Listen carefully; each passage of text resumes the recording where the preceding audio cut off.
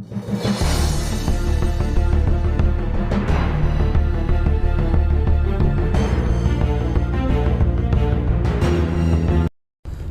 के इतिहास में अगर कोई चीज लाल स्याही से लिखी गई है तो वो है पार्टीशन।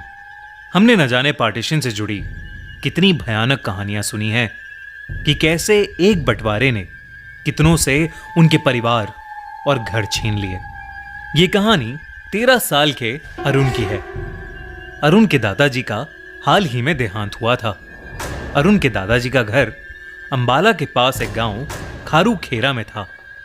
अरुण के पापा शादी के बाद से कभी उस घर में वापस नहीं आए थे और अब अरुण के पेरेंट्स उस घर को जल्दी से बेचकर वापस जाना चाहते थे। वो मकान दिखने में बहुत आलीशान था, पर उसके लिए उन्हें कोई भी बायर नहीं मिल रहा था। बहुत कोशिशों के बाद एक खरीदार मिला, पर उसे खारू खेरा गांव पहुंचने में 5 दिन का समय लगने वाला था। इसके चलते अरुण के पापा ने डिसाइड किया कि वो तीनों एक हफ्ते के लिए उसी घर में रह लेंगे। अरुण उस घर में रहकर बहुत खुश था।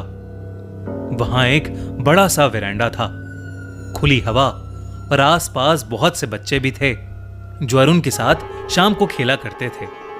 एक दिन ऐसे ही बगीचे में खेलते खेलते अरुण का पैर किसी चीज से टकराया और वो जमीन पर गिर गया। उसने अपने कपड़े साफ करके देखा तो उस बगीचे की मिट्टी एक जगह से ऊपर उठी हुई थी। अरुण ने उसे छेड़ा तो उसे वहां पर जमीन में कुछ उर्दू में लिखा दिखाई दिया। जैसे ही अरुण अच्छे से देखने के लिए मिट्टी हटाने लगा, उसे ऐसा लगा कि उसके बालों को किसी ने पीछे से पकड़कर खींचा हो। अरुण थोड़ा घबरा गया। उसने इधर उधर देखा तो वहां कोई भी नहीं दिखा। वो उसे अपना वहम समझकर फिर से मिट्टी साफ करने लगा और उसने देखा कि उर्दू के नीचे इंग्लिश में भी कुछ लिखा हुआ था। ध्यान से देखने पर उसे समझ आया कि वहां इस्माइल खान लिखा था। अरुण ने उस नाम को जैसे ही बोलकर पढ़ा, उसके सर के बालों को किसी ने जोर से पकड़ लिया और उन्हीं बालों से उसे ऊपर उठा लिया। अरुण दर्द से करहाने लगा। उसने देखा कि उसके पैर अब हवा में थे और उसे अपने आसपास कोई भी दिखाई नहीं दे रहा था। अरुण जोर जोर से रोने लगा और तभी उसके बालों से पकड़ हटी और वो नीचे गिर गया। अरुण रोता रोता घर के अंदर चला गया और चुपचाप जाकर अपने कमरे में सो गया। उसने किसी से कुछ नहीं कहा। अगली सुबह 15 अगस्त थी। हवा में ही देशभक्ति थी। मोहल्ले के सभी बच्चे हाथ में तिरंगा लिए गली गली घूम रहे थे। अरुण भी उनके साथ ही घुल मिल गया। वो अपने साथ हुए हादसे को बिल्कुल भूल ही गया था। शाम तक बाहर घूमने के बाद अरुण थक कर घर वापस लौटा। तब उसने देखा कि एक पतंग उसके घर के बगीचे में लगे एक पेड़ पर अटक गई थी। अरुण को तब याद आया कि वही जगह थी जहां कल शाम उसके साथ वो बुरा हादसा हुआ था। अरुण ने देखा कि उस बगीचे में पेड़ की डाल पर एक दिया भी जल रहा था। अरुण को डर तो लग रहा था, पर वो पतंग बहुत बड़ी और खूबसूरत थी। उससे रहा नहीं गया और वो उस पतंग की डोर से उसे खींचने लगा। खींचते खींचते वो पतंग की डोर डाल पर रखे दिए से टकरा गई और वो दिया जमीन पर गिरकर बुझ गया। उस दिए के बुझते ही अरुण के कानों में दर्द से भरी चीखों की आवाजें आने लगीं। अरुण ने अपने कान बंद कर लिए, पर फिर भी वो आवाजें कम नहीं हुई। अरुण ने देखा कि कल जहां इस्माइल खान के नाम का पत्थर जमीन में दबा था, वो जमीन अब धीरे धीरे धंसने लगी थी और वो पत्थर जमीन के अंदर जाने लगा था। अरुण डरा सहमा उस पत्थर के पास गया तो उसने देखा कि असल में वहां पर एक पुराना कुआं था। अरुण वहां खड़ा होकर उसे देख ही रहा था कि अचानक उसका पैर फिसल गया और वो उस कुएं में जा गिरा।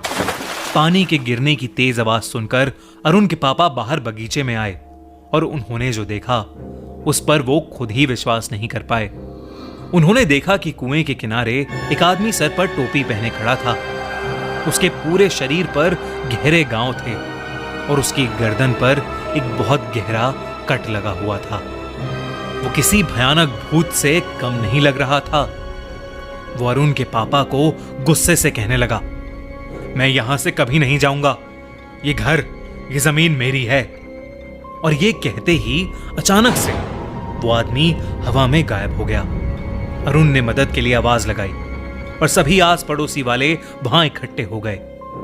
एक बूढ़ा आदमी वहां एक दिया लेकर खड़ा हो गया और बाकी सब ने मिलकर अरुण को उस कुएं से बाहर निकाल लिया।